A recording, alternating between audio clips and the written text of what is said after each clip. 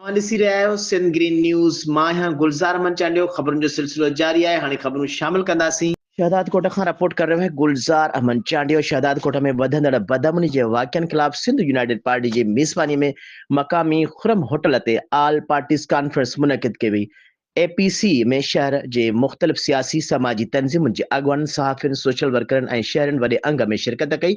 14 जनवरी अंगारे ॾींहं खां अमन जी बहाली लाइ जिदोजहद शुरू करण जो ऐलान रिथियल। आल पार्टीज़ कॉन्फ्रेंस में एसयूपी अॻुवाननि हमल खान खुश्क, रमीज़ तुनियो, अलहदाद खुश्क, आसिफ मक्सी, हाकिम मस्तोई, अख्तियार जमाली, शहरी इत्तेहाद जे सदर वहाब पंधराणी, पीटीआई लेडीज़ विंग जे अॻुवान नाहिद खुहावड़, जीए सिंध महाज जे अॻुवान होबदार मीरचंद, अवामी तहरीक जे अॻुवान इमदाद लोहर, एसटीपी अॻुवान हयात तुनियो, नवाज़ लीग अॻुवान विशाल पलियाणी, पीपल्स पार्टी ऐं शहरी अॻुवान एडवोकेट अब्दुल वहीद भट्टी, जमात इस्लामी अॻुवान मोहम्मद इब्राहिम दायो, अनवर मुगुल, सनाउल्लाह अब्बासी ऐं ॿियनि ॻाल्हाईंदे चयो त शहदाद कोट शहर ऐं आसपास जे इलाइक़नि में फुरन, धाड़नि, चोरियुनि, मोटरसाइकिलनि ऐं मोबाइल फ़ोननि फुर समेत शहर खां दुकाननि ताईं फुर समेत बदअमनी जा वाक़िआ रोज़ जो मामूल बणियल आहिनि, जंहिं करे शहरी पाण खे गैर महफ़ूज़ सम्झी रहिया आहिनि। पुलिस अघु निंड सुतल आहे।